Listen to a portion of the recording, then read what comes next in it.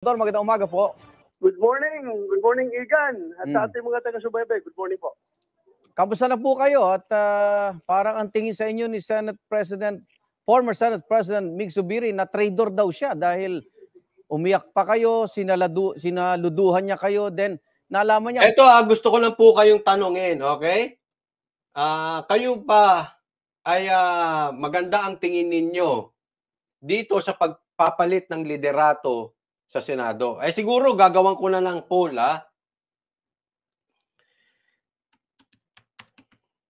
Sang-ayon ba kayo sa pagpalit ng liderato sa Senado? Sagutan po ninyo yung poll,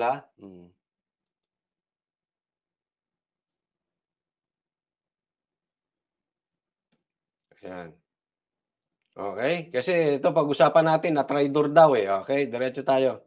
Pumirma kayo dun sa resolution na ousting him, Senador. Well, Igan, yung pag-iyak ko, gusto ko lang sabihin sa iyo na nung sinaluduhan niya ako, gusto ko lang i-convey yung message sa kanya na, boss, I failed to win the war for you. Kaya masama ang loob ko. Alam niya, I fought tooth and nail hanggang sa dulo na hindi siya ma-oust as na Senate President.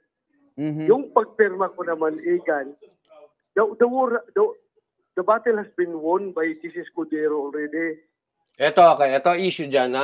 Binibira po kasi si Senator Bato na paiyak-iyak. Alam nyo, ako sa akin, hindi naman po tinitingnan ko ng masama kung ang isang tao ay umiiyak. No? Basta po, legit yung iyak, kasi minsan, meron tayong bagay na pinaglalaban. Alam mo, ang dami kong nakikita na mga matitinong tao na sila ay napapaluha din. At itong mga ito ay hindi mga artista. Sa madaling salita, ito po ay hindi, basta hindi gumagawa ng drama. Basta yung iyong iyak ay lihitimo at ikaw ay napapaiyak, wala naman sigurong masama doon. Kasi pinapasama ito no? Baka kasi ito si Senator Bato, ako nakikita ko sa kanya, alam mo, maraming mali si Senator Bato. Kahit nga sabi ni Sir Jason may pagkakamali siya, pero hindi yung ito yung pagkakamali niya na pagiging naive. Tandaan po natin, baguhang senador po ito. Baguhan sa politika. Siyempre, yung dumi, yung gaspang ng politika, hindi pa siya sanay. No? At na-experience niya siguro. Yan kaya siya napapaiyak. Ako I really don't see sa isang lalaki kung umiiyak. Basta hindi drama-drama. Okay? Kasi meron ako, gaya ng sabi ko sa inyo, marami akong kakilala na very strong personality. Dumaan ng daming problema sa kanila. Hindi ko nakitang umiyak. Pero yung mga maliliit na bagay na talagang na-touch sila dahil ipinaglaban nila, napapaluha. I'm sure ilan sa mga viewers ko rito, mayroon kayong naging kaibigan na ganyan or na-experience nyo yan. So, siguro to balance lang din hindi naman siguro masama yan.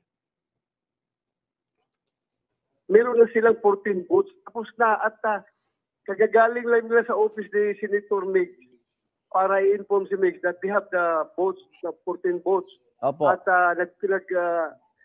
pumayag na si Senator Mig na umalis sa pwesto. Opo. Ngayon, nung pagkatapos na nag-usap, bumaba doon sa opisina ni Senator Tolentino, because I was there sa office ni Senator Tolentino para mag-meeting kami ni Senator Bungo na pakiusapan sana sila na kung okay lang ba sa kanila na ako'y mag-minority. Kasi may usapan kami na majority rules. Kapag 2 versus 1, 2 against 1, yung 1 ay obligado sumama sa 2. Ayan. So silang dalawa, nag-decide. Saglit. Okay. Maganda to sinabi dito Sabi niya.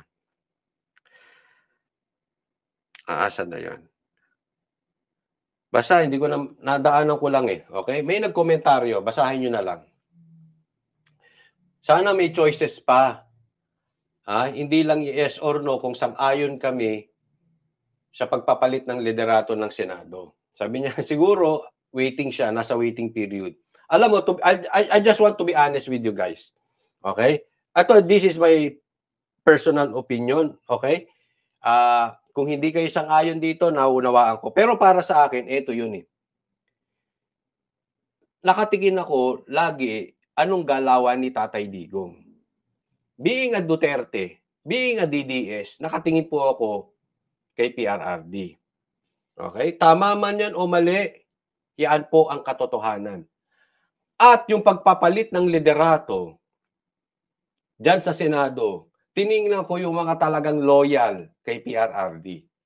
Si Bongo, si Tolentino, yan sila Robin, sila Bato, tsaka si Cayetano, yan ay talagang mga solid, especially Senator Bongo. Yan ay talagang solid Duterte. Si Robin Padilla, solid Duterte yan. Pansinin nyo, maraming ang nag-iwan sa SMNI. Medyo gumit na. Si Robin Padilla, full steam ahead. Hindi niya iniwan ang SMNI. So, pwedeng sabihin ninyo hindi maganda yung ginawa kay Zubiri. Yes, I agree with you guys. Kasi parang na-traidor nga naman siya dito. Sinasabi walang mapalitan, parang nga nagkaku.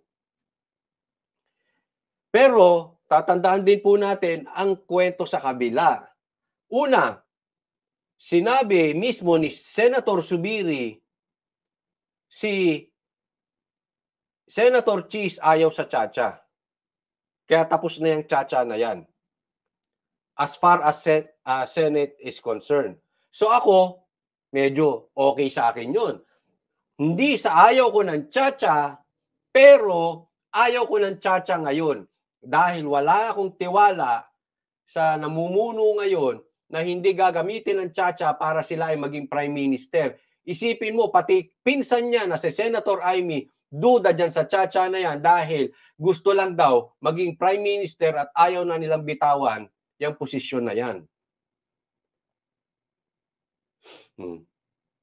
Pangalawa, yun nga, yung mga Duterte. At tingnan yung mabuti.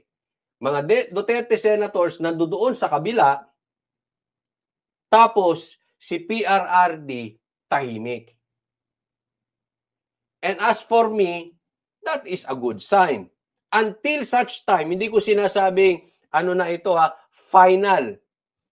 Abangan muna natin para sa atin, bigyan natin ng tsansa. Bigyan muna natin ng tsansa kung ano ang gagawin nila dito. Dahil nandoon na nga sila sa kabila at tahimik pa si PRRD. For the meantime, antayin natin kasi magkakamaysug naman. At definitely, magsasalita si PRRD. Let's get our cue from Tatay Digong sa speech niya. Halimbawa, kinongratulate niya itong mga to. Hindi niya naman sasabihin derechahan eh. Doon, sa speech niya, let's just read between the lines kung pabor si PRRD dito or hindi. Or may kamay siya or hindi. Or wala. Kung hindi niya binanggit sa speech niya, yang palitan ng liderato sa Senado, yaan po ay napakaingay na napakalakas na sigaw na siya ay pabor dyan. Pag hindi niya binanggit. Pag mananatili siyang tahimik, pabor siya dyan. That is very obvious. To the very least, hinayaan niya. So, kung ikaw ay tunay na DDS, sa palagay ko dapat suportahan natin to. Or, to the very least, again, let's wait until, kasi syempre hindi natin malalaman kung ano talagang plano niyan eh. Di ba? Okay? So, let's wait until kung talagang papalpak etong palitan ng liderato. But for the meantime, One thing for sure, tahimik si Tatay Digong, mga loyal kay Tatay Digong ay nandiyan dyan. Yun muna. Kasi titingnan natin, si Zubiri ay talagang BBM yan. Hindi po natin makakaila. Ang naglagay dyan si BBM. Itanggi man nila, alam natin yan ang katotohanan. Okay? Ngayon, opinion ko yun eh. May kamay sila dyan. Ganyan naman talaga. Okay? At ito ay solid talaga. Di ba? At least si Cheese, as for the moment, may sariling utak. Yan nga po yung sinabi ni Sir Jay sa amin. May sariling galaw po ito si Cheese. So, again, hindi ko sinasabing maganda yan, pero sa ngayon, lumalabas, I think it's still better than Zubiri dahil nga ando ng mga DDS. So, abang-abangan lang muna natin. Abang-abang.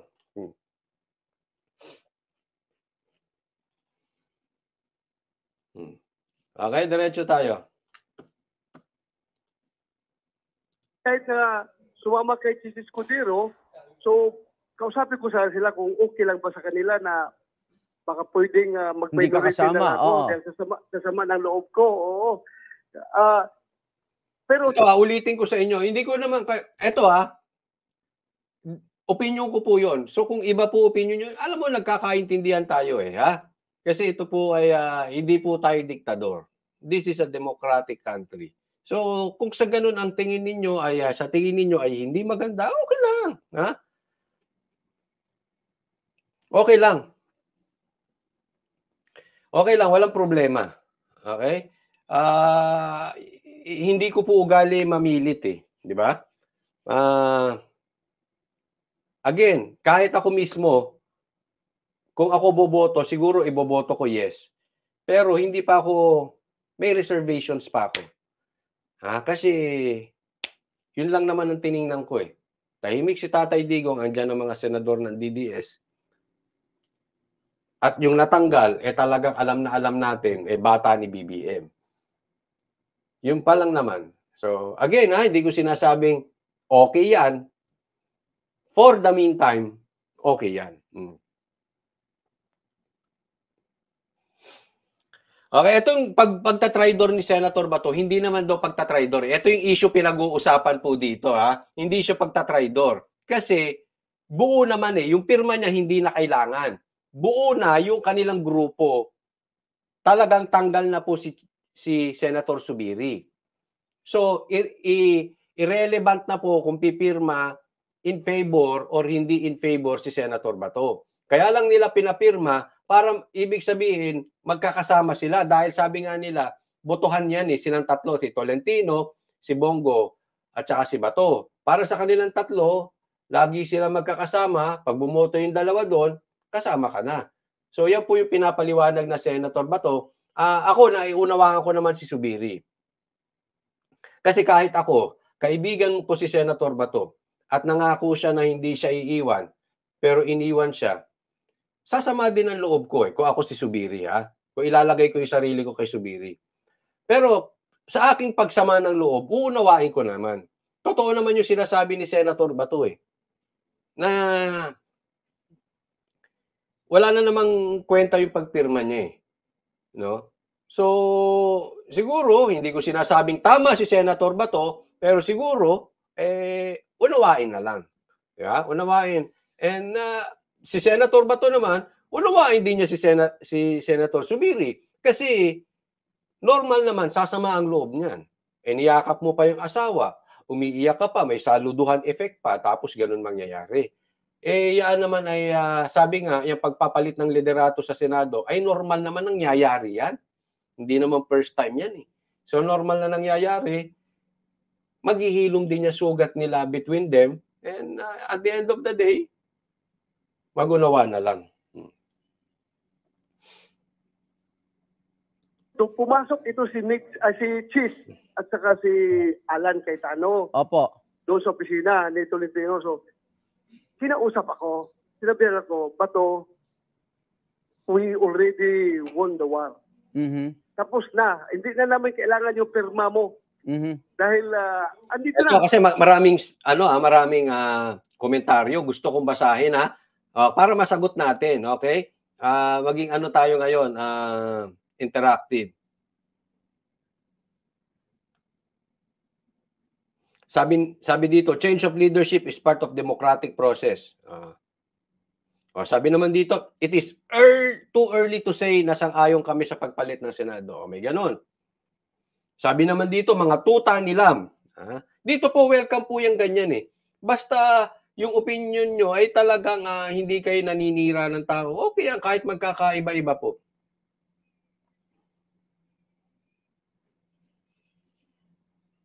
Ayos lang yan. Mas traidor naman yang si Zubiri. Yan dati kiss as pa kay Sara at Pastor. Tapos siya ang nag-approve sa warrant ni Pastor. Ayan, hindi ko po alam ha. I-double check ulit sa SMNI Tonight pagpunta namin kung totoo ito. But definitely, kung proven po ito at meron pong hawak ang SMNI patungkol sa pag-approve ng warrant ito si Zubiri, medyo pumapabor na nga ako sa pagkaalis niya. Oo. Sabi naman dito, traidor kasi si Cheese kahit kailan.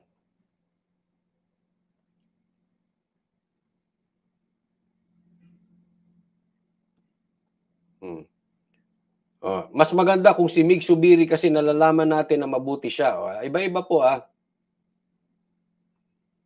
Yes, sabi naman dito, kasi kahit si Zubiri ay anti-Duterte yan. Ayun, nako. Pag anti-Duterte, medyo na ako dyan eh. Oo, alam naman natin yan.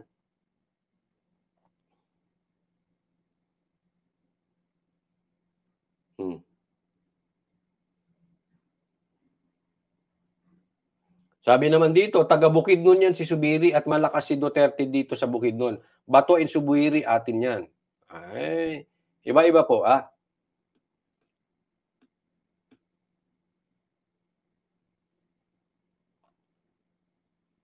I'll give benefits of the doubt sina Senator Bato and go for Tatay Diggs. Yan po ang akin. Yan po ang aking opinion.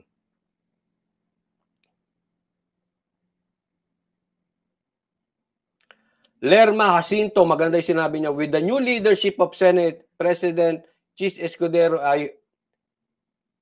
I hope and pray that the Senate will be more assertive and stand taller over the House. Yan ang gusto kong makita kung magiging independent ang Senate or kontrolado ng Kamara at ng Executive, which is BBM. Yan naman ang sinabi ni Zubiri naging independent daw sila. Sabi niya yan ni Zubiri. Pero this is very important. Kaya nga meron tayong 3 branches para sa gano'n may check and balance. Kung kontrolado ng executive, which is the president, kontrolado ng executive department, ang Senado, pangit po yun. Kailangan, merong ding silang sarili, independent na pag-iisip. Yan. Isa pa, ang Kamara ay nagbobosing-bosingan, naghahari-harian. Ang gusto ng Kamara ay hawakan sa liig ang Senado. Kung titingnan po ninyo, pinalalabas lang nila so that we can work together in harmony. Ganyan ang palabas nila. Mga peke. Hindi to work together in harmony. Ito ay para maisulong yung gusto ng Kamara at sumunod ang Senado. Tingnan nyo po yung nangyari sa PI. Anong gusto nila? Joint ang kanilang botohan. Iyan ay napakalihitimong ebidensya na ang Kamara ay gustong kontrolin ng Senado. Bakit kinokontrol by joint? Kasi 300 plus ang Kamara. 24 lang ang senador. Kung boboto sila patungkol dyan sa PI na yan, yung People's Initiative, pero kung totoo niyan ay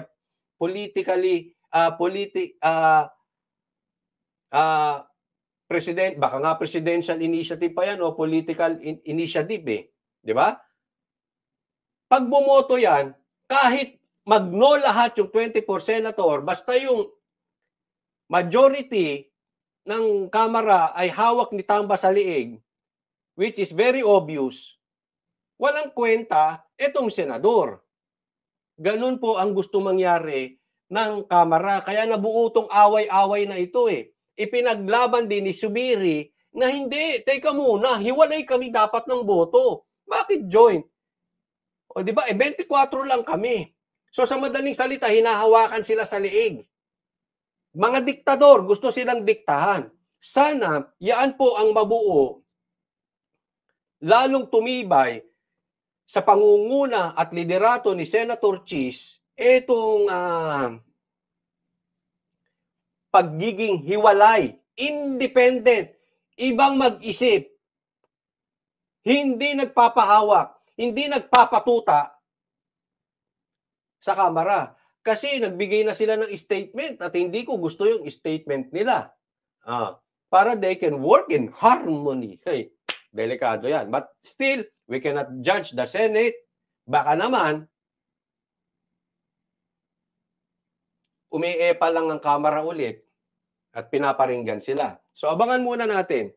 Pero masaya na ako kung magkakaroon ng sariling pag-iisip ang Senado. Tandaan po natin, kaya nga mag-e-eleksyon eh. Anong panawagan ko sa inyo parati? Kailangan natin ng numero sa Senado. Kasi dyan sa Kamara, ang hirap na po dahil hawak na sa liig ni Tamba. Kaya kailangan natin ng numero sa Senado nang sa ganun mabalanse, hindi lahat ng gustuhin ng Kamara ay mapapasa. Katulad niyan, pinapasara ang prangkisa ng SMNI. Hindi pumapayag ang Senado. At kahit pumayag ang Senado, meron pa namang hukuman na Supreme Court para dalhin doon. But the fact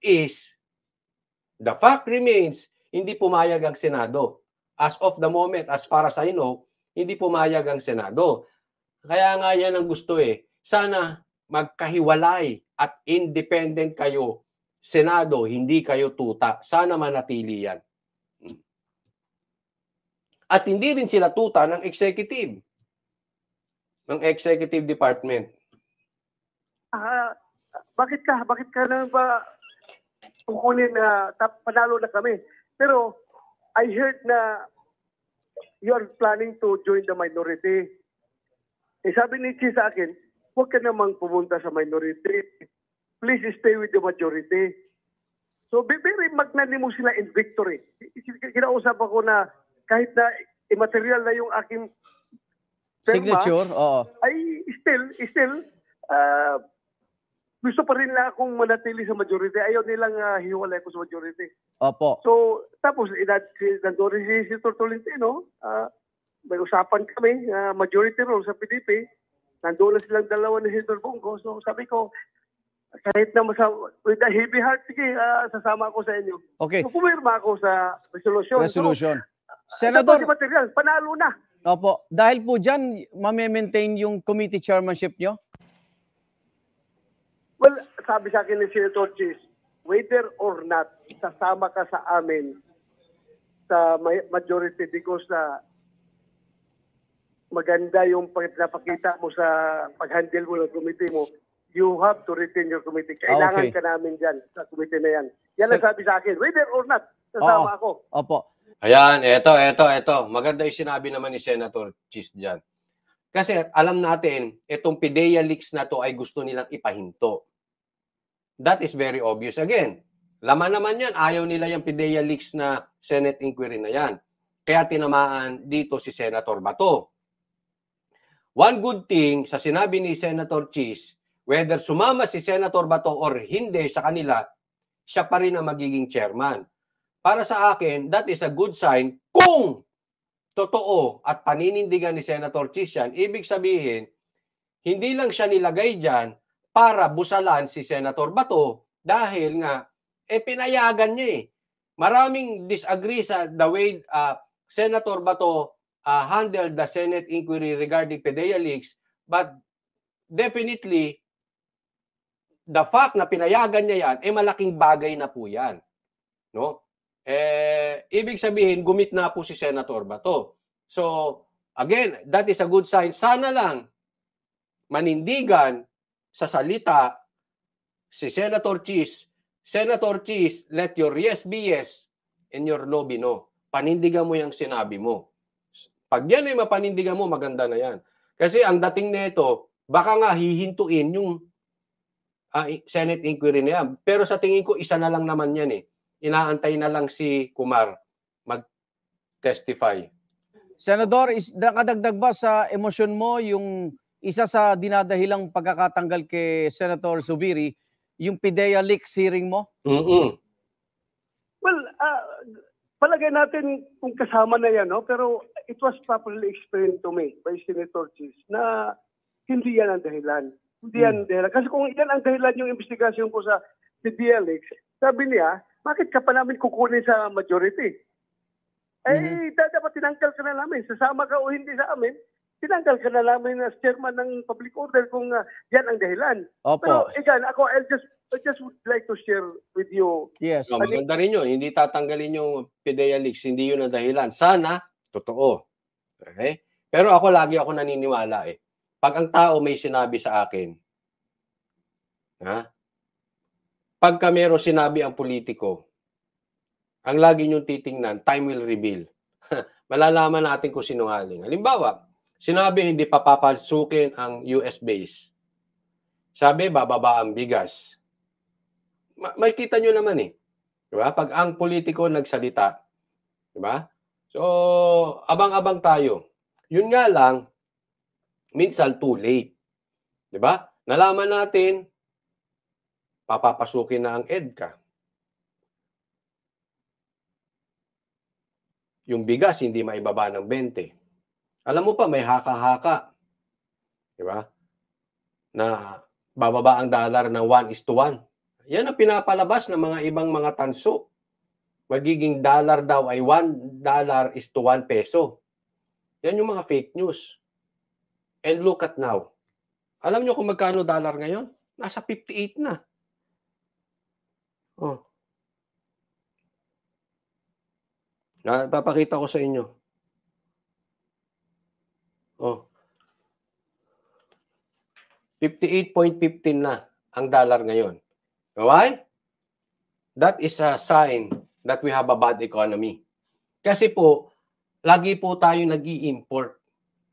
So lahat, tataas ang bilihin. Tataas ang kuryente, tataas ang gasolina, lahat yan. Ibig sabihin, humihina ang peso. Di ba? So aasa na yung 1:1 nyo? Pataas ang dollar. Kaya nga mag-iingat po tayo. Coach Oli, minsan sasabihin mo, abangan natin. Paano kung too late na katulad niyan? Kaya nga mag-iingat tayo sa pagboboto. Pansinin nyo, election pa lang sinasabi ko sa inyo na huwag kayong papabudol. Marami nagpabudol. Nagsalita naman si Tatay Dig. Again, hindi ko kayo sinisisi, pero nagpapaalala lang para maturuan tayo ng lesson para sa 2025 alam na natin, mautak na tayo. Lagi nating titingnan, hindi yung salita, kung ano ba yung nagawa. Kasi minsan hindi tugma yan sa mga politiko. Lagi kayong hihingi ng resibo at lagi niyong titingnan yung asawa. Pag yung asawa mahilig makialam, delikado po yan. Kahit mabait yung iboboto nating politiko, pero nakikialam ang asawa, delikado. Resibo at asawa tingnan ninyo. Okay? Halimbawa, si Tatay Digong, dalawa nga yung asawa pero walang nakialam. Importante yan. Tatandaan nyo lagi. Importante yan. Diba? Ang hirap. Yung dinadanas nating problema ngayon dahil nagkamali tayo nagkamali kayo sa pagboto. Yung mga ibang kababayan natin, nagkamali sa pagboto. So, iingat na tayo dyan.